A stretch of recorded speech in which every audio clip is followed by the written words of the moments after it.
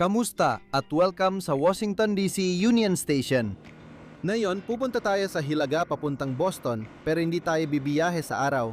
Hindi, ngayong gabi tayo bibiyahe, sasakay tayo sa Train 66, ang Night Owl.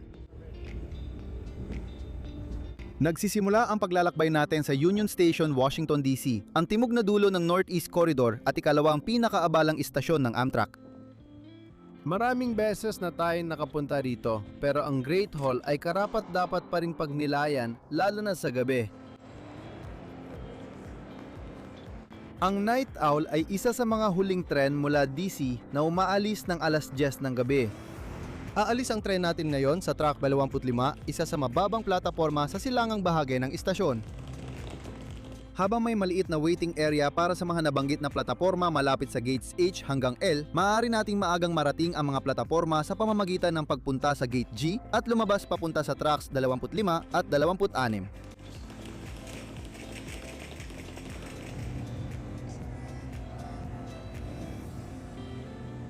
Habang dito tayo sa DC, sasakay ng Train 66, nagsimula ang biyahe nito mahigit 5 oras na mula Roanoke, Virginia.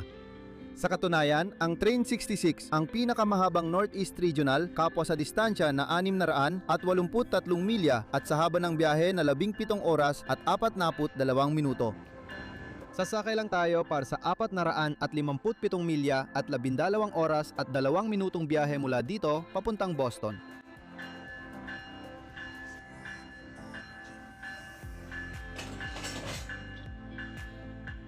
Pag-akyat sa tren, nahanap namin ang bakanteng hanay at umalis na ang Train 66 mula DC.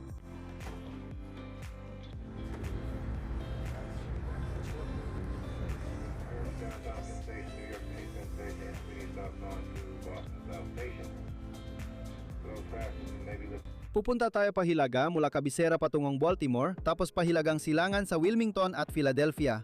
Pagdating sa Philadelphia, maghihintay tayo rito ng 3.5 oras bago umalis ang tren natin ng alas 3 na madaling araw bilang unang pahilagang biyahe ng araw.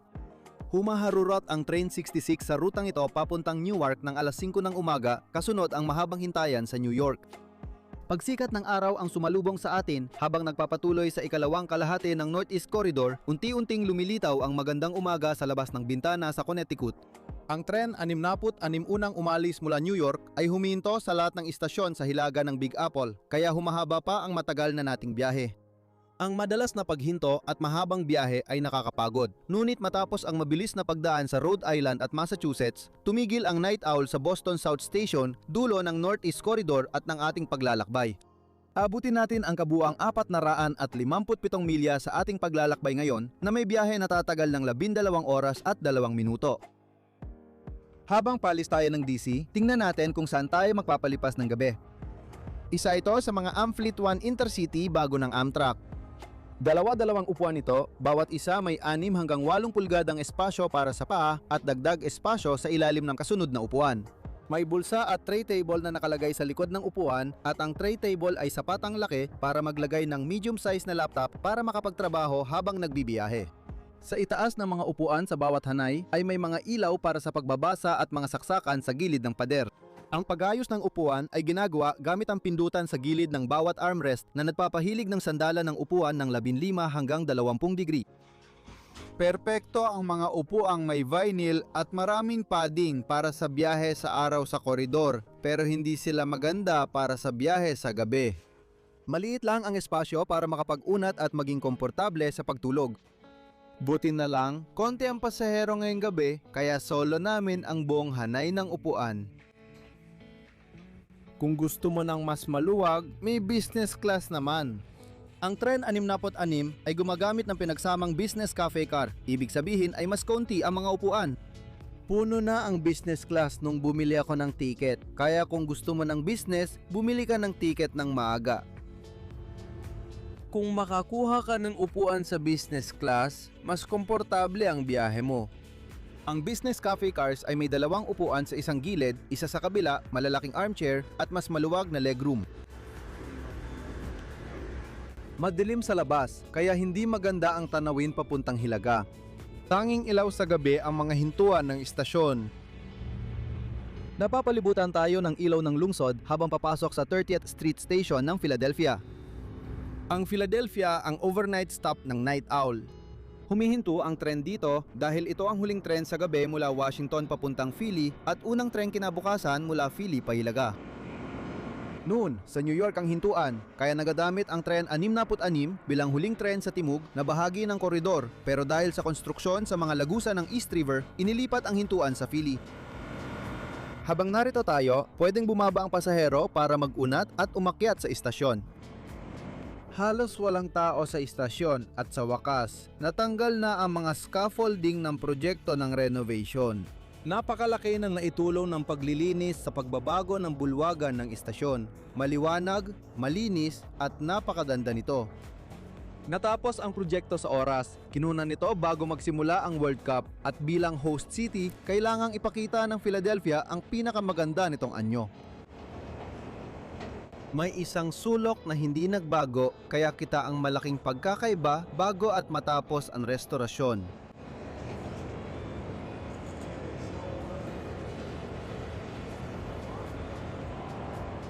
Wala nang masyadong magagawa dito sa itaas dahil karamihan ng mga tindahan ay sarado na sa ganitong oras ng gabi. Kaya bababa na tayo pabalik sa ating tren.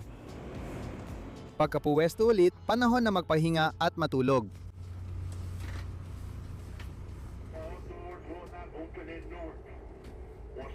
Nagising kami sa New Jersey, pahilaga papuntang Newark.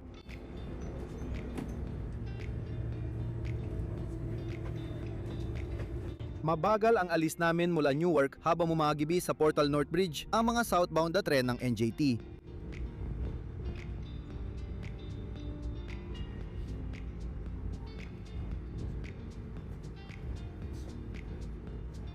New York na ang kasunod at muli mahaba ang hintuan dito.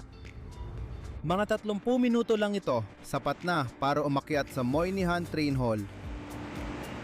Kahit lampas alas 5 pa lang ng umaga, nansisimula ng pumila ang mga commuter sa umaga para sa kanilang mga tren palabas ng Big Apple.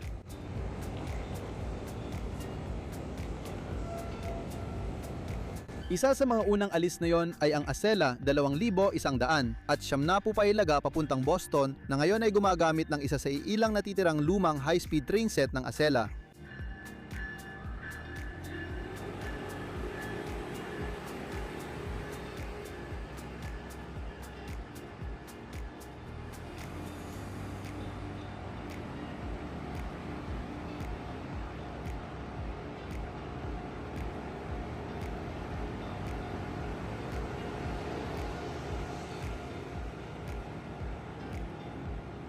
Pagkasakay naming muli, umalis ang Night Owl mula New York at bumungad ang napakagandang umaga sa Hilagang Silangan.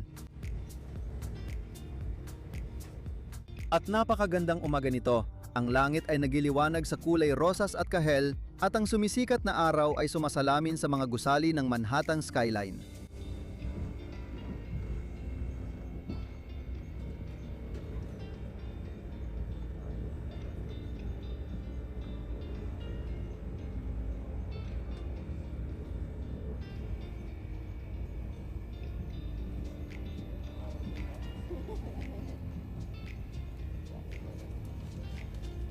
Dalawampung minuto matapos umalis, inanunsyo ng attendant na bukas na ang kafe at nagsisilbi na, kaya oras na para mag-almusal.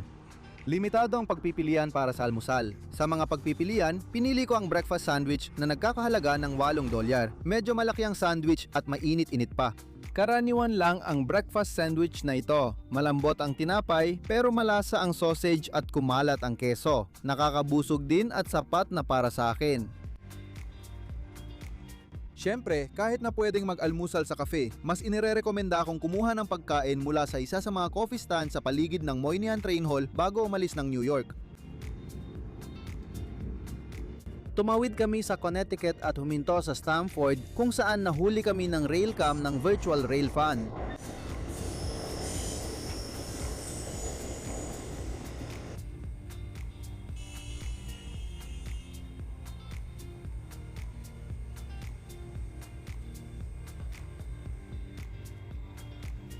Yugyog kami sa Riles habang dumaraan sa ibabaw ng mga ilog at kalsada sa Connecticut. New Haven ang susunod naming hintuan.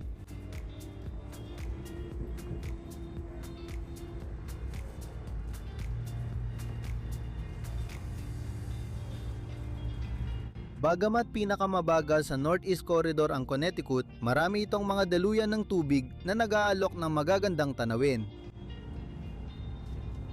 Ngayon, kahit na ito ay isang biyahe na magdamag, ang Night Owl ay hindi talaga may tuturing na sleeper train sa kahit anong paraan.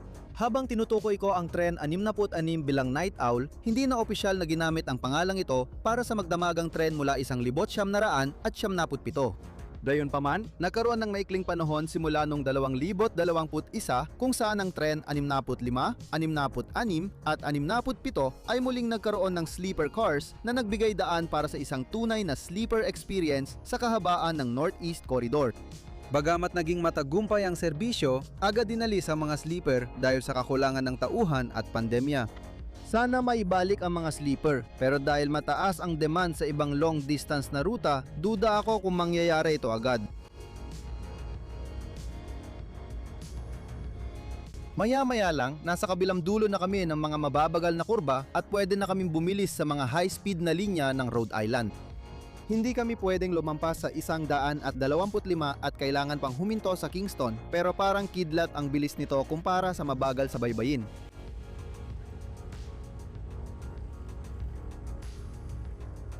Lumabas agad ang orange line ng Boston sa bintana namin, hudyat na malapit na matapos ang biyahe. Habang lumalabas kami sa mga lagusan sa Back Bay, unti-unting pumapasok ang tren sa Boston South Station na papalibutan ng skyline ng Boston. At sa pagtatapos ay may tanong, sulit ba ito? Para sa aming tiket mula DC papuntang Boston, nagbayad ako ng $114.